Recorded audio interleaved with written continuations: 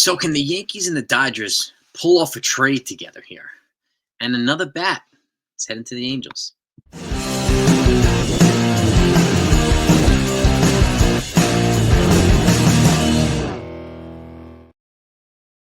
going on, everybody? Hope you're doing well. So, as you know already, the Dodgers have signed Tanner Scott, right? Once he passes his physical, he'll be put on the 40 man, as well as Kirby Yates. Is once he passes physical, he'll be put on the 40 man. Now, his contract was still not confirmed yesterday. So I don't know what's going to go on there.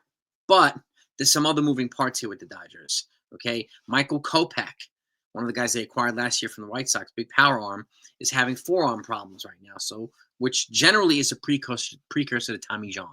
So there could be a reason why they brought in Kirby Yates, maybe to replace Kopech. And stay tuned. I don't know what's going to happen. But they're also now, they just put Ryan Brazier, one of their relievers, on the market too this morning. They're shopping him as well. So, this shows that they have to clear some roster spots to make room for the guys that are coming in, right? Now, Brazier, I'll give you an example, 2024. He was 1-0 at a 3.54 ERA, 26 Ks and 28 innings pitch. Not flashy. Not flashy. Now, there are other true lefty relievers that I think could become available when they make room for these guys. But I can see the logic why they're trying to shop some of the righties instead of the lefties, because I think they also see the balance of having, or the value of having a balance of lefties and righties. But the two righties I would be looking for would be Anthony Banda. Okay, he's a 31-year-old lefty. He's a 31-year-old lefty. He was 3-2 this year with a 3.08 ERA and 50 Ks and 49 innings pitched. So solid. He's got a couple controllable years, as does Alex Vesia, another lefty. He was 5-4 at a 1.76 ERA, 87 strikeouts and 66 innings pitched. So he is a strikeout guy. He's the guy I would want to get should he become available. Okay. But if they keep him, they essentially have two Tanner Scott types on the lefty side. So maybe Banda's a more likely one to go. But stay tuned. Again, if you're a Yankee fan, if you're a baseball fan, you want to know what the Yankees are going to do, make sure you're sub to this channel if you haven't done that yet, and make sure that you hit your notifications, turn them on. That way when stuff happens, you'll know about it. And stuff is going to happen. It's going to be busy, not only the next 3 weeks until pitchers and catchers report, but even through spring training. When teams move with cut players, they have to finalize their rosters, right? The Yankees, I think, are at 36 right now, so they have some roster moves to make. And if they make some trades, that might go down. So depending on multiplayer trades, they could add a couple, replace a couple. So stay tuned with that as well. But, and this gives the Yankees, we've talked about, the possibility of trading for Luis Arias, right, from the Padres, and maybe trying to get a lefty reliever to go with him. Or somebody like Nolan Arenado, who's a more likely scenario, or Brendan Dunham, should he become available, and trying to get like a John King, another lefty reliever, something like that. Trying to add a lefty reliever to a bat that I expect them to add. And it looks like they will be adding. They're going to wait out the market and see what else presents itself. Okay. But they will be adding some pieces. But these guys, should they become available, I will be making phone calls if I were Brian Cashman too, and I'm sure that he will be. So I encourage you to just be patient. It's going to be a couple more weeks. There's going to be a lot of moves that happen. Alex Bregman hasn't signed yet. Pete Alonso hasn't signed yet. Jack Flaherty hasn't signed yet. There's almost about 100 free agents who haven't signed yet. So, and some of them are on the higher end, obviously. So, and they're going to go to some teams, obviously. But the teams they go to might also make guys expendable, which is why I think another reason why Brian Cashman's waiting this market out, right? If Bregman goes to the Cubs, does that make Nico Horner available? If Bregman goes to the Tigers, does it make one of their infielders available at third base or second base? Most likely third base for the Yankees. So this is where I think, the moving pieces. I think Brian Cashman is one of the best at reading the markets and pouncing when the opportunity presents itself and getting what he wants. And again, he's made a lot of trades and has not given up one single top 20, even top 15 prospect all off season. So he stockpiled a lot of players that he could position for an even bigger trade should they do that. And we've talked about some other guys, not only Brendan Dunham, but yesterday's, chatter about Jose Ramirez. And we don't know if he's put on the market yet. We have no idea. But if anybody's going to find out, it's going to be Brian Cashman. We'll obviously find out after he does. So, and that's okay with me. But stay tuned, gang. I This is going to be a fascinating ride, especially for the Yankees. So, and again, we know that they did their heavy lifting. There was a dry spot, so there's a lot of fans voicing frustration that they haven't done anything yet. But again, you could see strategically too why the Dodgers are being aggressive in the bullpen market now, because they might lose one to Tommy John. So, and they will make another reliever expendable. They have to cut probably two spots. They're at 40 right now. They're at full capacity for full 40 men, not including Tanner Scott, not including Kirby Yates.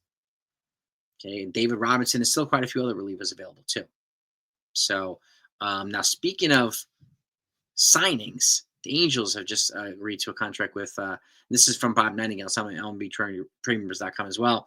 Tim Anderson, versatile infielder, shortstop, essentially trying to revitalize his career, going to a lower pressure environment over there.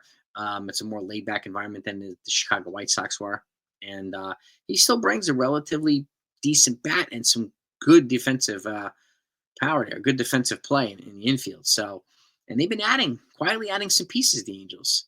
And I expect them to try to be competing in the National League West, which is pretty much relatively wide open. I mean, Astros, I don't know if they're going to be as good, but I'm not ruling them out. The Texas Rangers, if they're healthy, they're probably the best team in the division. But the A's have added quite a few pieces. The Angels have added quite a few pieces. And the Mariners, until they add some pieces, I don't see them competing in this division unless they add somebody like a Bregman or a Jose Ramirez or a Pete Alonso, something like that. They need bats to complement their pitching. Their offense has been underwhelming. So, but Tim Anderson heading to the Angels. Okay, we've added quite a few other players as well. And again, give me your thoughts. Would you trade for any of these guys from the Dodgers if they became available for the bullpen? And again, it's pretty clear that Brian Cashman's looking for a lefty arm or two. And I understand the logic of being able to get guys out, no matter what side you're on. But I also understand the value of balancing lefties and righties in the bullpen. Guys like Andrew Chafin, he has a balanced profile versus lefties and righties. So he's probably one of the more attractive options. I think Tim Hill will eventually come back. So who comes back? Who comes here with Tim Hill, I think is going to be the question. He's looking for a 2-year deal, but he's only gotten one from anybody who's made him an offer. So I don't know that he'll get the 2, but if he gets a 2, my guess is he'll sign somewhere else that gives him a 2. But that's why you have Andrew Chafin. That's why you have these guys available.